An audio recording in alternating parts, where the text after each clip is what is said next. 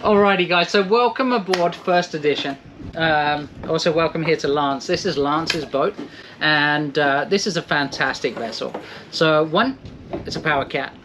Okay, two, it's a Power Cat that's actually powered by solar power. It's an Aquila. Yeah. Is that correctly pronounced? Because well everyone says it differently in different areas. That's right. So an Aquila 44. But trust me, it's bigger than that. I've been in the water and snorkeled around this thing. It's actually got 6-foot extensions on the transoms, on the back, on the sugar scoops, and about an extra, what, 3 feet on the bows? With the bulbs? The bulbous, yeah. Yep. You know, like what you see on the big cruise ships and stuff? They have the big bulbs on the front, and that stops hobby horsing when you're going into the wind, basically, which, to be honest, I wish Barefoot had that, because we have that problem all the time.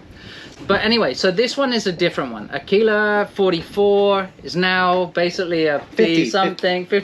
Yeah. It's a 50 plus, but it's based off of an Aquila 44.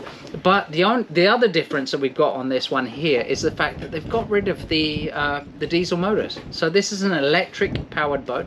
And I want to hand it over to Lance if you want to tell us a little bit about the propulsion system. I torpedo motors, the electric motors, so we don't even call them engines now because... Are they pods or are they shaft driven? Or? They're shaft driven, straight shafts, and they are driven by a high voltage lithium battery bank. The engineer, the pioneer behind this particular boat, the original owner, Peter Weil, he's an incredible, talented guy. He built this puppy from day one. Being an avid sailor like myself, he loved silent propulsion. Getting a boat underway, hearing nothing but the wind and the waves.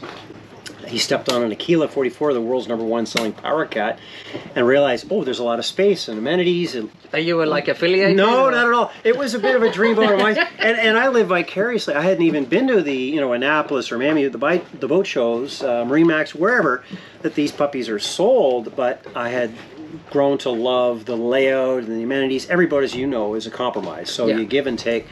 This one checked out most of the boxes to what we wanted as a full-time liveaboard that's still manageable, single-handed, things of that nature.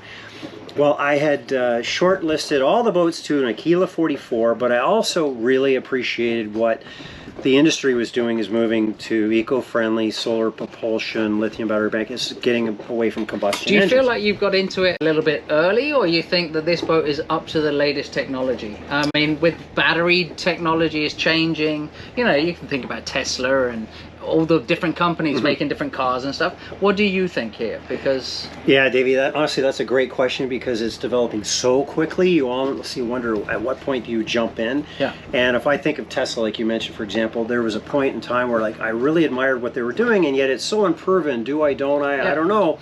And yet people have been able to manage their cars quite successfully, and then they upgrade to the latest model and things like that. So yeah, there's no doubt technology is changing quite rapidly, and this boat, like so many others, is not without its shortcomings and faults. It's not perfect by any means, and yet it's still nice to get in. So how big's the battery bank on this boat? Have you got a couple of different ones that, for example, in every boat we have a house bank which runs our fridge, our freezer, if you're electric cooking. Hotel amenities, as Lance likes to say, right? You got that side of things, but you've also got propulsion side of things. Yes. So if you were, for example, to go for a little day cruise and it wasn't sunny, all right, do you go back on anchor and you can't use the microwave, or? No, you can do whatever you want to do. It's just a question of whether you have to turn on that backup generator. Turn on that generator. So under a perfect ideal day where there's not a lot of wind and current in your face and you've got full sun, easily cruise 25 nautical miles. I know that's not a lot, but that's without having to turn on the Jenny. That's just literally purely from the sun and only from the bank, which is for propulsion. Correct. Okay. And at that speed, at that 25 nautical miles, you're a modest speed of about 5.5 knots, or what typical sailboats. So it might only take you a week to get there. I'm just a joke. It's about the journey, not the destination. But you're right. It's not meant to be a speedboat. This, the original production boat, I think it did about 18 or 20 knots. Yeah, because this is a designed Power Cat. It's a Power Cat, not a sailing cat that's been converted. It was designed for a Power Cat. However, because of its modifications, you're technically now a displacement hull. You don't want to push electric batteries. You asked about the capacity. So we've got a pair of 40 kilowatt high voltage for just propulsion through the Torquedo electric motors.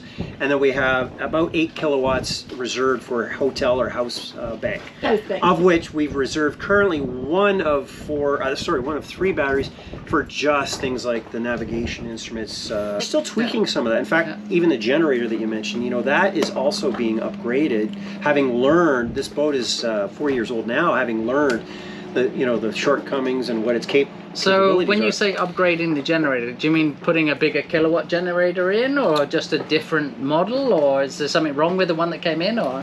I don't want to say yay or nay. I don't want to. That's a good question, but to be politically correct, the one that came with the boat could have been better. It didn't perform particularly as promised, and so let's just say it's now going to be equipped with a different brand. I'm not mentioning any brands. Being upgraded, and with that upgrade, yes, you will be able to run the generator to allow a little bit faster knots, so maybe 8 knots instead of 5.5.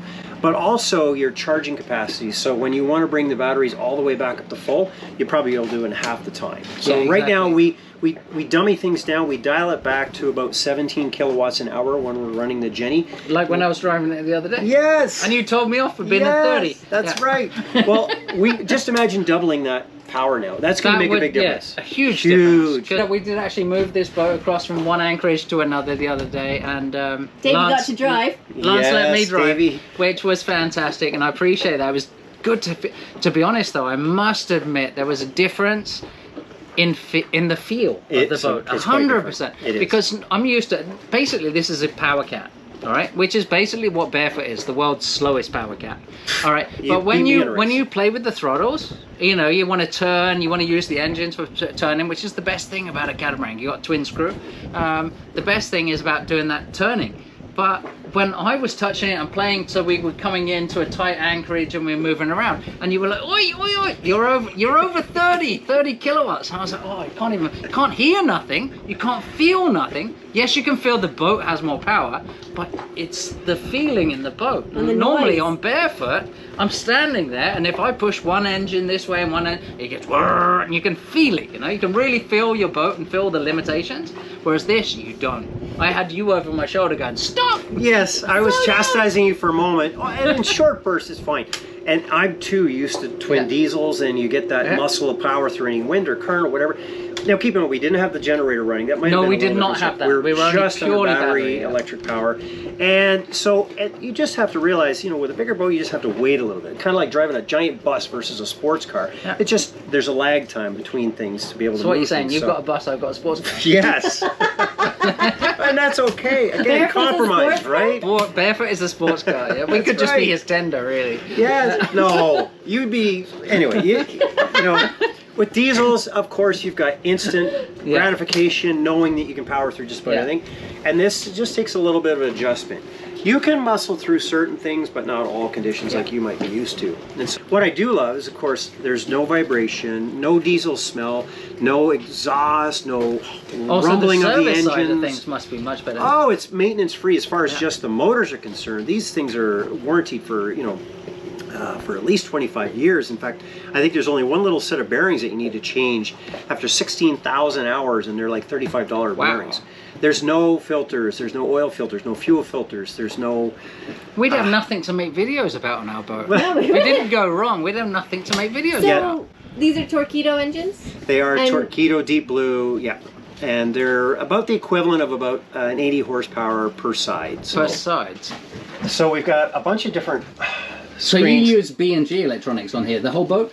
No, we also have Raymarine. So B&G was part of a package, a collaboration that was installed with the electric system. So you've got the Torpedo electric motors made in Germany. You've got the BMW i3 40 kilowatt high voltage lithium batteries also made in Germany, and the generator. So that collaboration is what entails the entire system for the solar electric battery management. So for example, today, it's still early in the morning. We've got a little bit of solar coming in. Right now we're collecting about 2 kilowatts off the total. That's not bad. What's it, about 10:30 this morning? That's right, 10:30. Yep, the sun's not fully out yet. And of course we're off season now, but in the summer, high noon, you call it, we have 5.6 kilowatts of panels, basically 16 350 watt panels up on the roof. And so a good day, maybe 3 up to 4 kilowatts of That's what you can draw coming in, yeah. Yeah, coming in. So right now it's showing that we're bringing in at the moment in the morning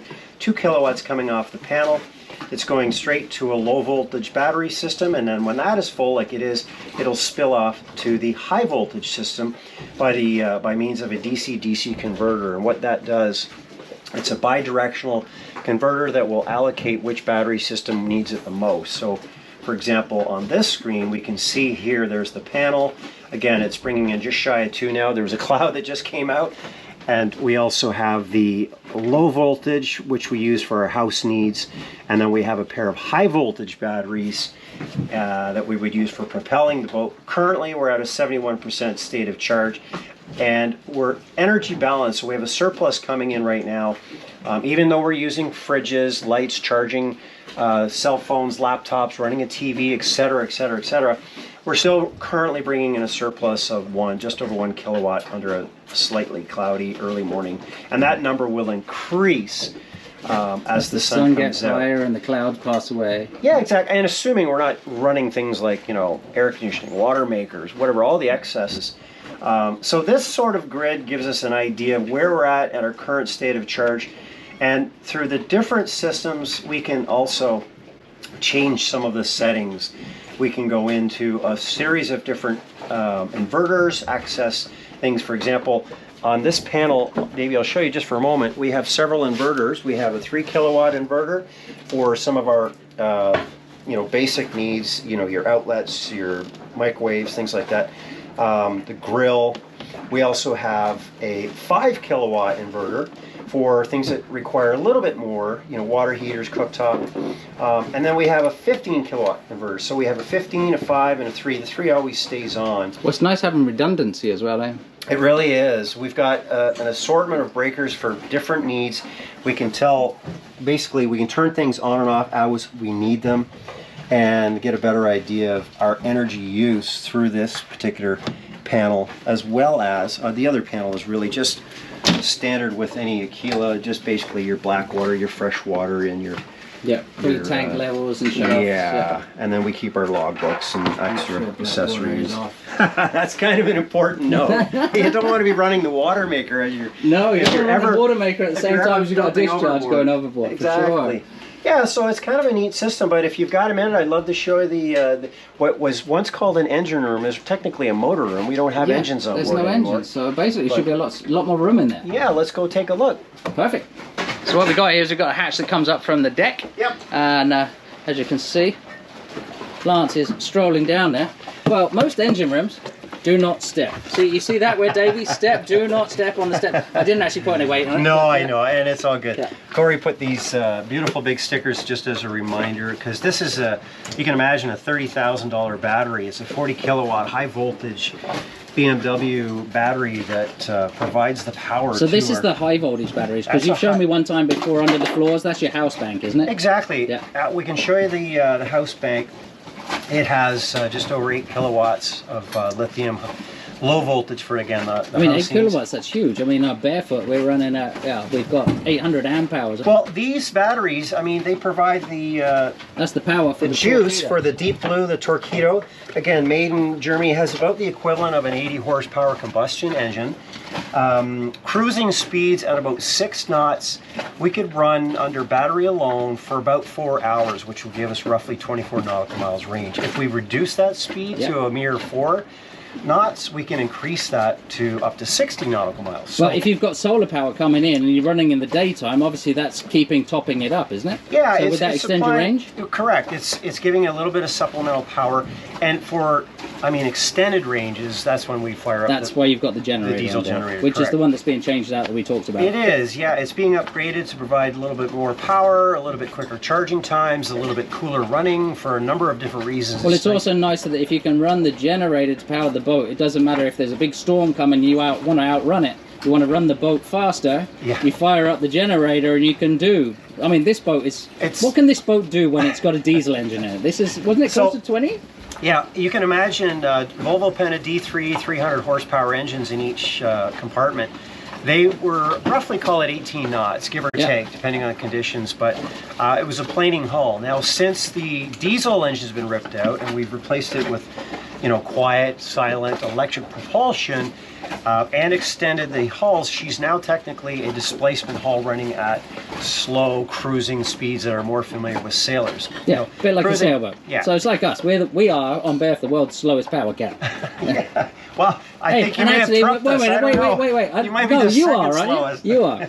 But you know what? We embrace that. We really don't mind the slow, quiet speed. Again, just think of it as, you know, the Power Cat. Although you're maybe only going 5, 6, 7 knots, you're going straight. You're not having to tack into the wind and deal with, you know, halyards and sails. And so he's actually got it better than me because it's silent when he runs. We're both running basically around the same sort of speed, but he's got it silent, whereas if I've got the wind behind me, I've got the diesel fumes coming back at me, and I've got all the service issues. I've got to change the oil, the filters, I've got to put diesel in, whereas you don't have to. Everything is a sealed, watertight unit. The only thing we do is you would also, things like water filters, strainers, there's some typical boat maintenance, but as far as the engines go, you're right. There's no combustion, there's no fuel filters, oil filters, there's no plugs, there's none of that type of service. But also when it goes wrong though, you can't fix it. When it goes wrong, so the longevity of these will likely outperform any diesel engine. So you can, it's all a sealed unit. There's no maintenance to do on it, but everything that feeds it, of course, you've got maybe 25, 30 years max on a solar panel. The technology is improving. It's improving by the day. Yeah, you've got lithium batteries, which, although these batteries are warranted for 8 years, they're warranted to still remain at 80% capacity. So if they're at 79% capacity in 8 years, they're going to replace them. So they've got some good life in the batteries. And I mean, you're not getting into the solar electric to save money. You're thinking, oh my goodness, you never have to fuel up your engines. You're not rent. It's not so much about that. It's embracing, you know, the environmental Well, fueling aspect them of up it. is actually just, it takes longer because you're fueling it up from the power of the sun. Yeah. So you might want to stay in a beautiful anchorage for another couple of days just to top up the batteries to move on somewhere else. It's pretty spectacular. I get excited when I see the sun come out. I'm like, yay, the batteries, and I can see the charge, and I know I can run everything. We can go up to about 4 days without sun, which in the Bahamas is pretty rare to have 4 consecutive days without sun. So we always have energy. So much so, as our state of charge increases to 100 or close to it, we have this surplus of energy. You know, the batteries can only hold so much. So we start running things that we can. You know, let's pump make out that more ice maker. Yeah, let's make more water. Exactly. Yeah. It's kind of neat in that way. Or, you know, let's get off the hook, let's get off the ball and just cruise around the harbor and wave to some friends and do that all completely silent. It's a lot of fun to do that. So what do you reckon, guys? All electric, is it the way to go yet? Or should we wait longer for better battery technology? As you already know probably, well, if you've been with us for a while, you know I talked about making Barefoot into a fully electric solar catamaran with the big, we were looking at putting 12 kilowatts actually on the roof. Would have been a massive job, and we didn't find a way to finance it, so we've stuck as we are. But yeah, I'm kind of jealous. I kind of like this. But I also like the idea with having a generator. Yeah, that redundancy is pretty important. Also, you can imagine things that require 240 volts, like the air conditioning. You know, you need a lot of juice to run air conditioning for hours at a time. And in the Bahamas, we don't have that problem. Our AC doesn't work, as you know from about 4 videos ago. Yeah, so in the high noon, high sun, when you want to keep things cool and comfortable, Jenny is probably the way to go to just keep the batteries up.